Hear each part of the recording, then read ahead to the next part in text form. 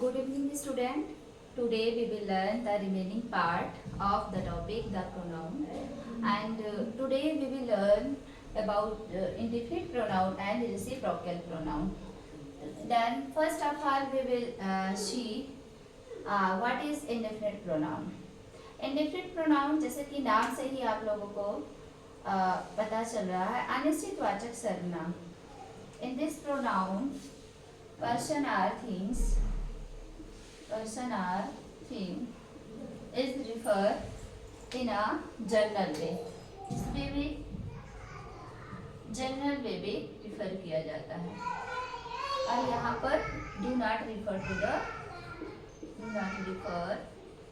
in the particular way.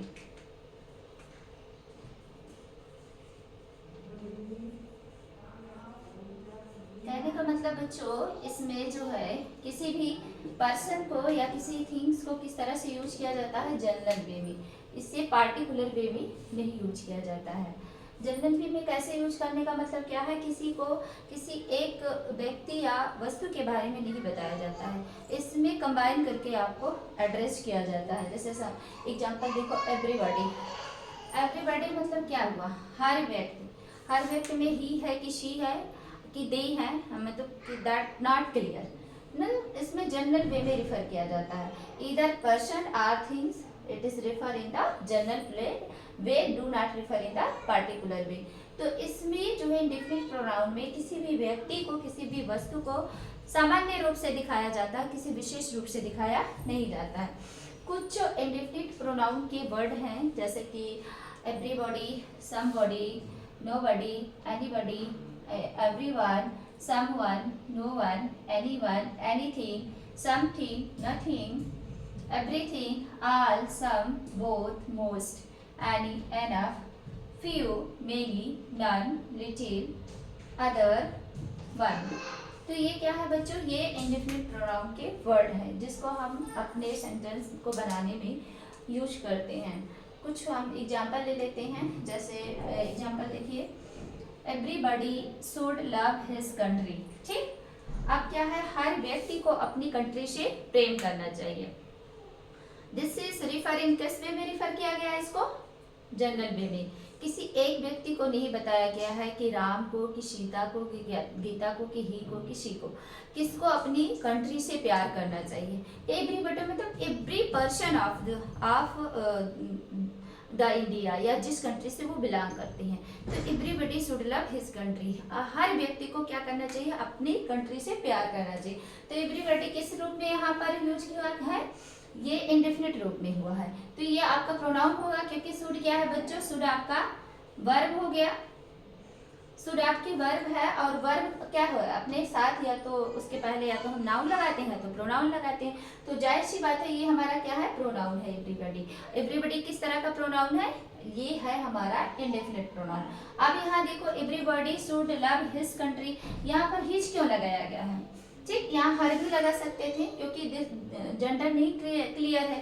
तो बच्चों, जहाँ पर मेल और फीमेल की बात हो, मेल या फीमेल की बात हो, लेकिन जेंडर आपका क्लियर नहीं है, इन दैट सिचुएशन हम क्या करते हैं, ऐसी सिचुएशन में हम मेल को रिफर करते हैं. Because India is a male dominated society. तो हम क्या मानते हैं कि ये सेंटेंस हिज रहेगा. इसमें अगर हर यूज करते हैं तो ग्रामेटिकली हमारा जो है सेंटेंस रॉन्ग होगा. क्यों, क्योंकि अगर मेल और फीमेल है, जेंडर हमारी क्लियर नहीं है, अगर हमारे सेंटेंस में हमारी जेंडर क्लियर नहीं है कि दिस इज मेल और फीमेल, उस समय ऐसी कंडीशन में हम क्या है, मेल को मान लेते हैं, फीमेल नहीं मानते हैं.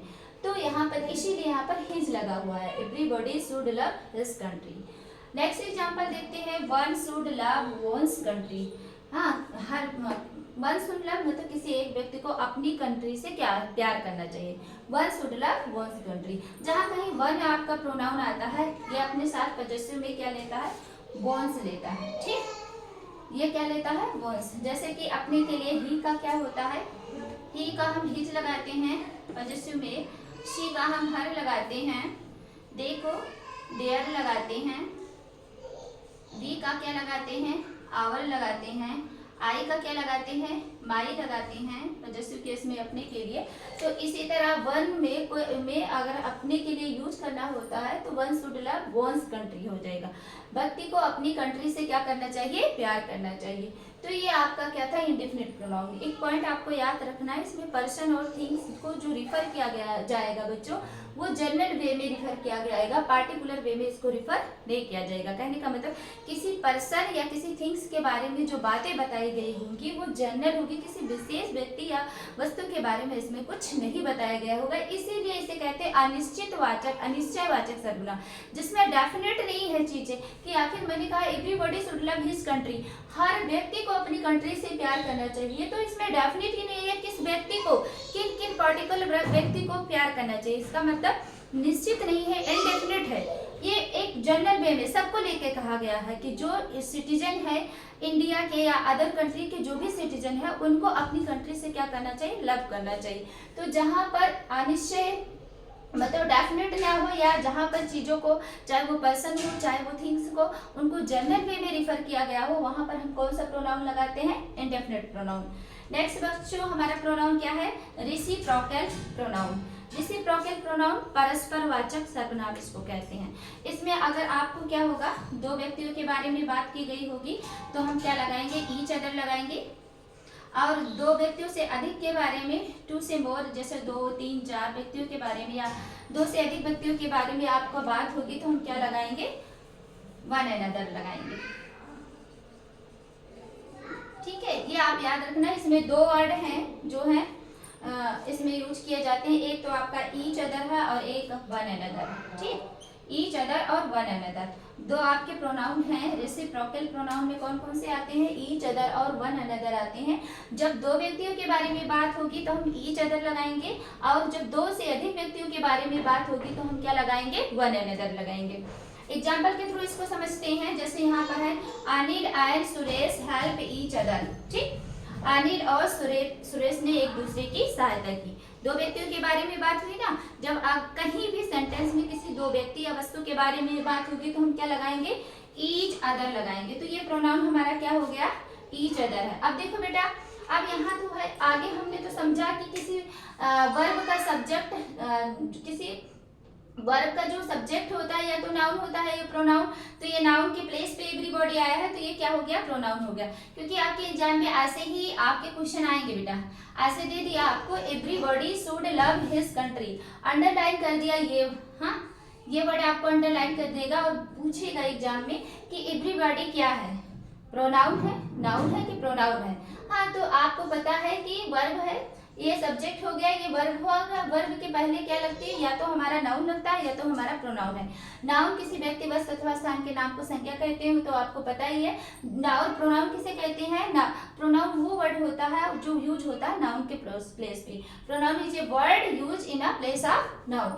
तो अब क्या है, ये तो नाउन तो नहीं है, तो नाउन के प्लेस पर यूज हुआ है तो हम इसको क्या मान लेंगे, प्रोनाउन।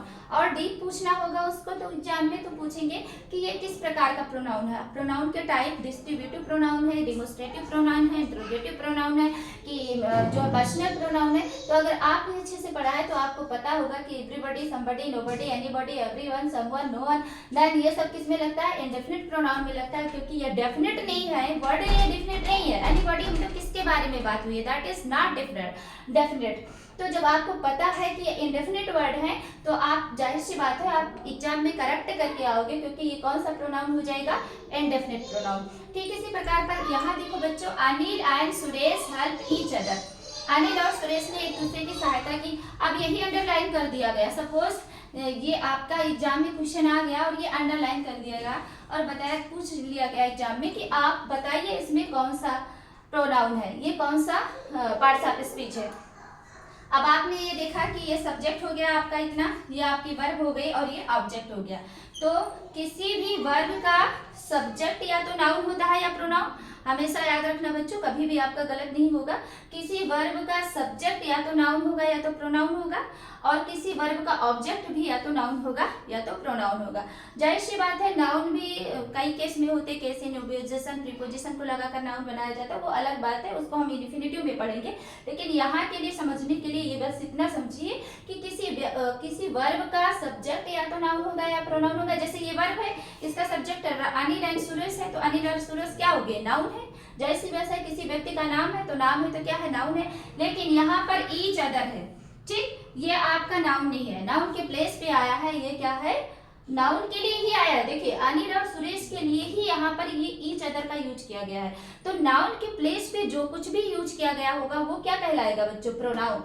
तो ये ईच अदर क्या है, प्रोनाउन है। और टाइप में पूछ लिया आपसे तो जाहिर सी बात है, that is not clear. Each other मतलब किसके बारे में बात हुई है या नहीं क्लियर है, सॉरी, ईच अदर मतलब ये परस्परवाद, एक दूसरे की है, ये परस्परवाचक सर्वनाम है, इसलिए हम इसको क्या कहेंगे, रेसिप्रोकल प्रोनाउन। जब दो व्यक्तियों के बारे में बात होगी या दो वस्तुओं के बारे में बात होगी तो हम ईच अदर का यूज करेंगे। दो से अधिक व्यक्ति या वस्तुओं के बारे में बात होगी तो वन अनदर का यूज करेंगे। नीचे वाले एग्जांपल को देखते हैं, जैसे वी आर 3 फ्रेंड्स, हम 3 फ्रेंड हैं, and we love one another, हम एक दूसरे से प्यार करते हैं। अब दो से अधिक व्यक्तियों के बारे में, जहां कहीं भी दो से अधिक व्यक्ति या वस्तु के बारे में बात होगा बच्चों, वहां पर हम क्या लगा देंगे, वन अनदर। अब यहाँ पर देखो वी, ये जो है क्या करते हैं, हमारा सब्जेक्ट हो गया, ये हमारा वर्ब हो गया, और ये हमारा क्या हो गया, ऑब्जेक्ट हो गया। और ऑब्जेक्ट हमारा क्या है, कौन सा प्रोनाउन है। अगर पूछ लिया कि प्रोनाउन में कौन से टाइप का प्रोनाउन है, तो जाहिर सी बात है ये रेसिप्रोकल प्रोनाउन है, क्योंकि रेसिप्रोकल प्रोनाउन में जो है क्या करते हैं, एक से दो से अधिक व्यक्तियों के लिए वन अनदर का यूज करते हैं, और दो व्यक्तियों के बारे में या वस्तुओं के बारे में बात होगी तो ईच अदर का यूज करेंगे। तो ये आपका था बच्चों। नेक्स्ट वीडियो में हम रिलेटिव प्रोनाउन के बारे में डीपली स्टडी करेंगे। Okay, thank you.